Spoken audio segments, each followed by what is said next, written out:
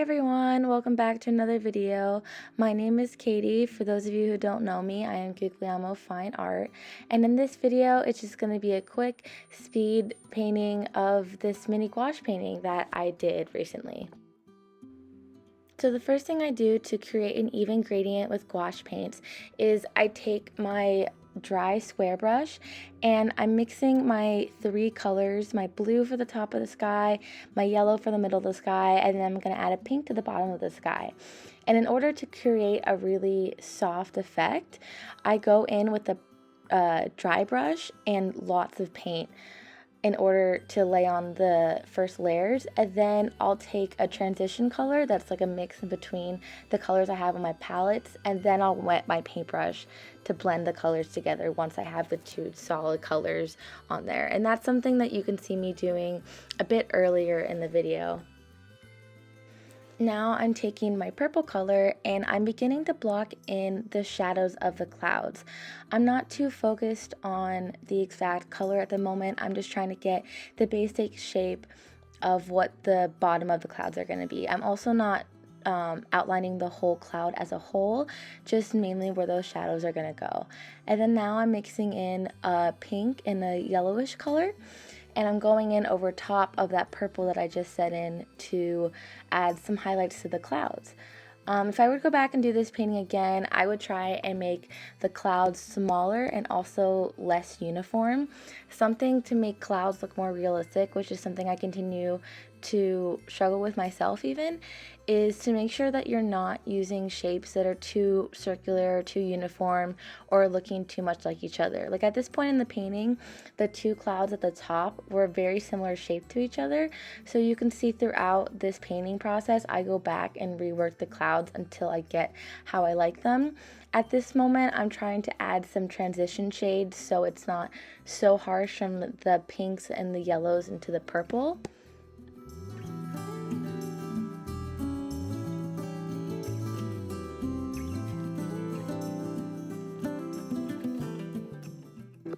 Yeah, so throughout this process, I am drying my brush and washing it in between using different colors because I want to make sure with my shadows and my highlights, even though I am trying to blend them, I don't want the colors to end up looking muddy.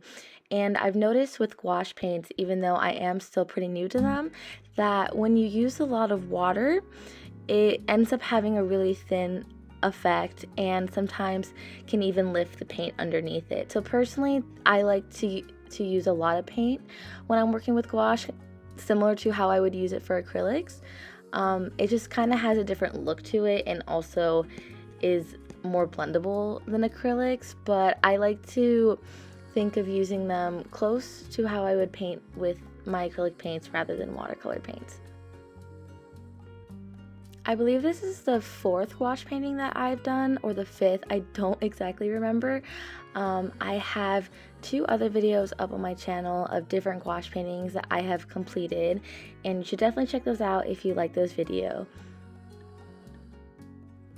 Now I'm going in with my smaller brush and I'm beginning to block in the leaves of the bush and trees in the background. I, once again, am not too concerned with colors, and this time I'm not concerned with shadows and highlights either. I'm just trying to get in the basic shape of the leaves. I know some people use different techniques for painting leaves. Like I've seen a lot of artists use fan brushes. Personally, I've always struggled with a fan brush and I don't really like it, so I do go in and paint almost every single leaf with the brush, which definitely takes longer, but I find that it is easier for me even though it's more time consuming. And so here I'm trying to round out the leaves, and now I'm going back to the clouds, trying to add some of the yellow tones that kind of have been hiding from the pink. And I noticed that the shadows were too much on the right side of the cloud, so I tried to go back in and add them to different portions of the cloud throughout instead of just the shadows being on the right side. Now I'm taking my bigger brush again and I'm going in and I'm marking out the colors for the field.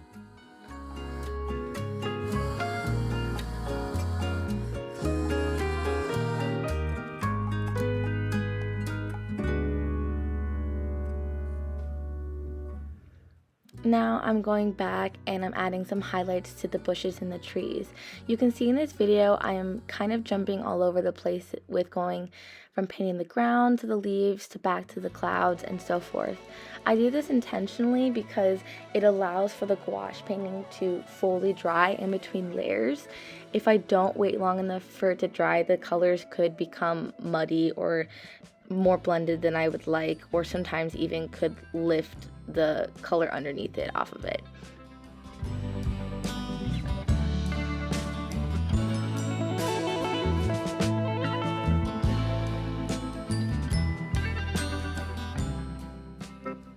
So here I'm going in and I'm starting to outline the path.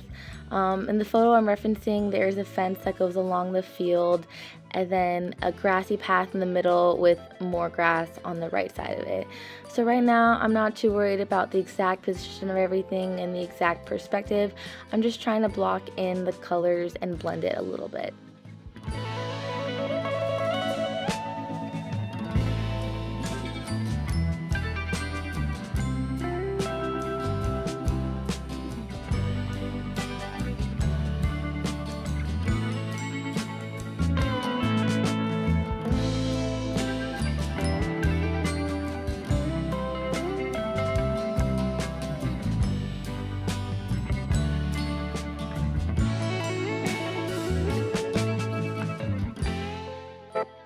I'm beginning to add some highlights and some shadows into the field. I kept experimenting with colors because I wanted to make sure that the painting was still vibrant, but I also didn't want the field to be too yellow.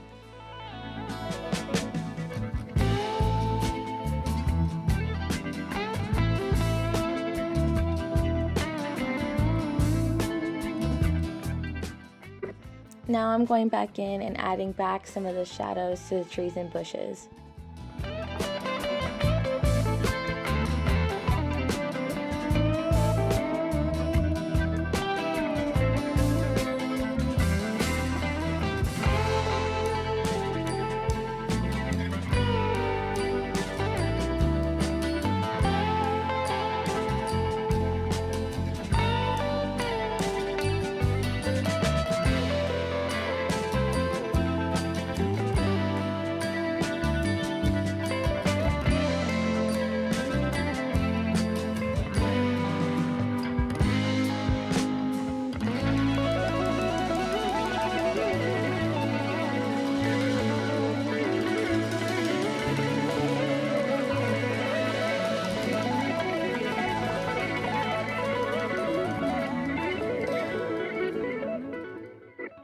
One of my favorite things to paint, especially using gouache and watercolor, is grass.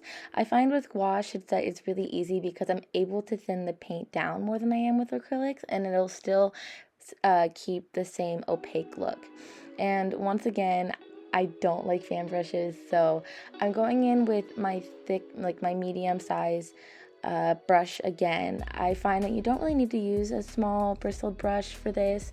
If you have a brush that is pointy, then it should be able to do the trick if you keep a light enough hand.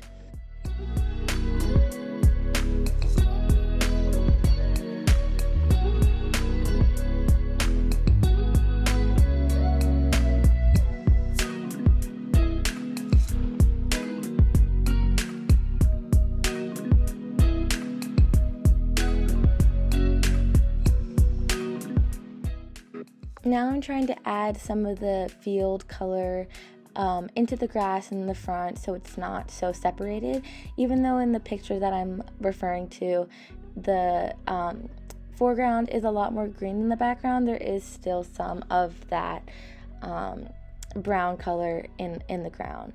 And now, I think in the photo this is like a puddle of water. I'm not exactly too sure, but I did like the way it looked, so I just wanted to add some little splotches of that into it. Throughout this process, I'm trying to blend in the grass and create a lot of different greens so to make sure that there's lots of depth and that nothing is too separated or looks like a sticker on top in the painting.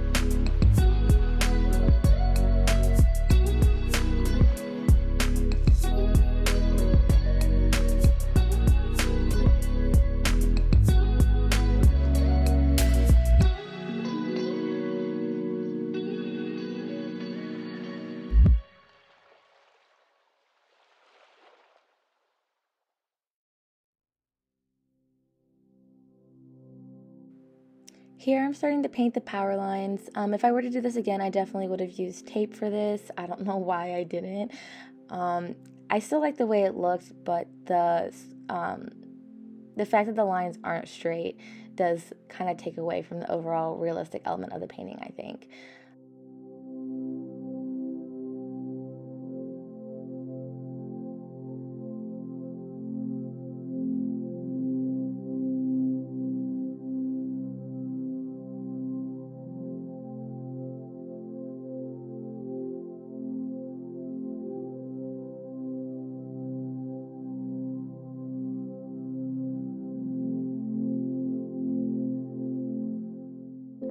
And now I'm starting to add the details of the fence. This was a lot of fun to paint, but I also think I should have taken my time here more and made sure that each little part of the fence is the same thickness.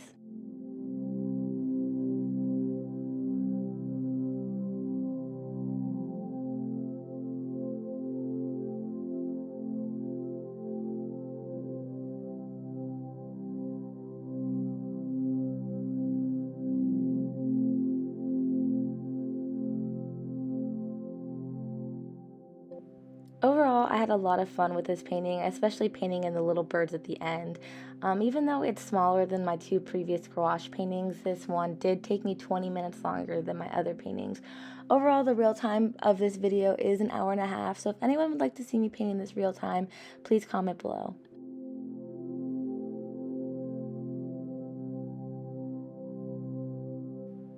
Thank you so much for watching, especially if you made it this far. If you're not subscribed, please consider subscribing. It would mean a lot to me. And if you like this video, I have other gouache painting speed painting time lapses on my channel.